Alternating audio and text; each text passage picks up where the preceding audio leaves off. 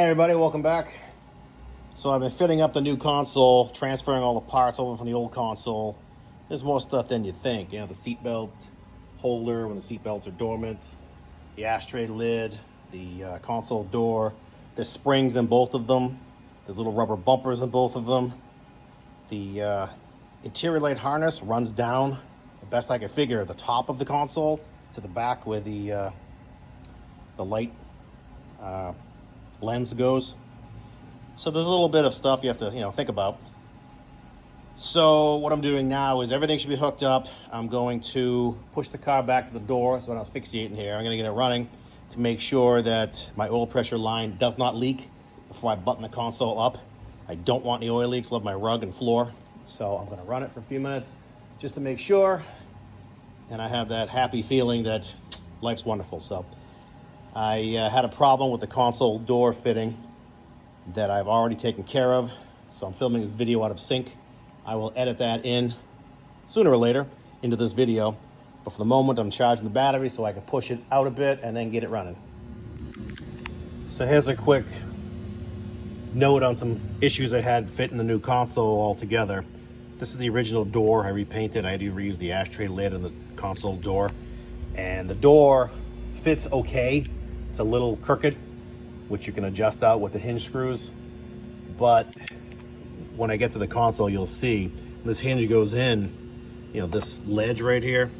It's actually rubbing the inside of the console. So when you close it, the door gets stuck. You have to push it over a little bit, then it'll fall down. So rather than modify the console, which I still may have to do if this doesn't work, I figured I'd move the hinge in. Originally the hinge sat like here. So there was about an 1/8 inch gap between the hinge and the body. And I need to pull this thing in. So what I did was I took the hinge off, I elongated the holes, so now it can slide all the way in. Yeah, see, there's no gap anymore. So I did that to it, and the only problem with that was this ledge right here, right there. That 90-degree ledge sits against these things. So this one clears good. They all clear good. This one was a little too fat, so I had to grind it down with a carbide on an air motor just to give it some clearance, because it wouldn't come in the last 1/16 of an inch. But now, like I said, you can see it pretty much butts up solid. So let's hope that does the trick. We'll find out in a minute. All right, the door is back on and it does not rub. It was hitting right here. This ledge was hitting this. So I just pushed everything over a little. The door lines up reasonably well. It's a little lower right here. It's flush here. It's a little over flush here. It's pretty flush there. It's a little high there. And it's way over here. But I don't think they ever really fit well anyway. I mean, what am I gonna do with this thing? I can't move it any further.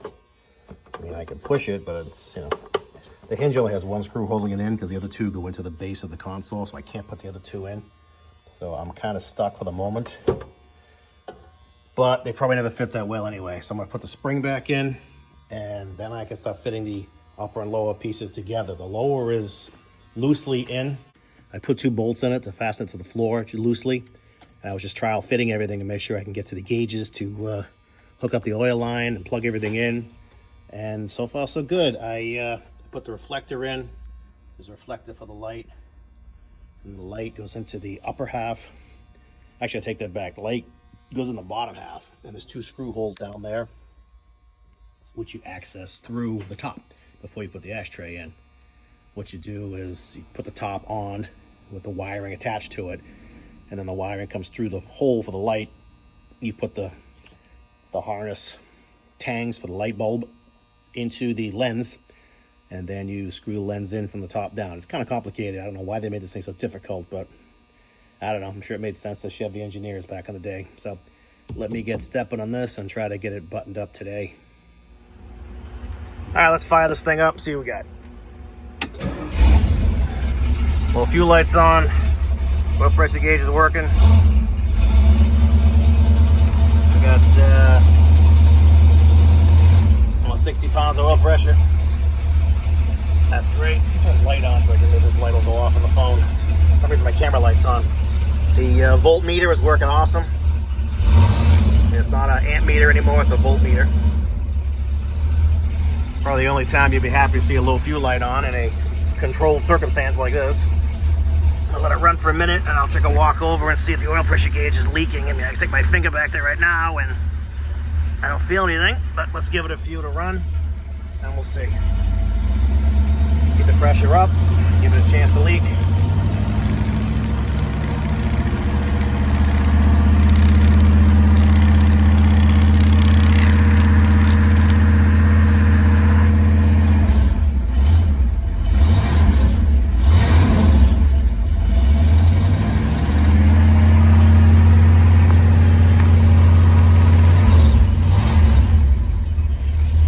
Blah, blah, blah, blah, blah, blah. Thing sounds very menacing for a lame truck 427.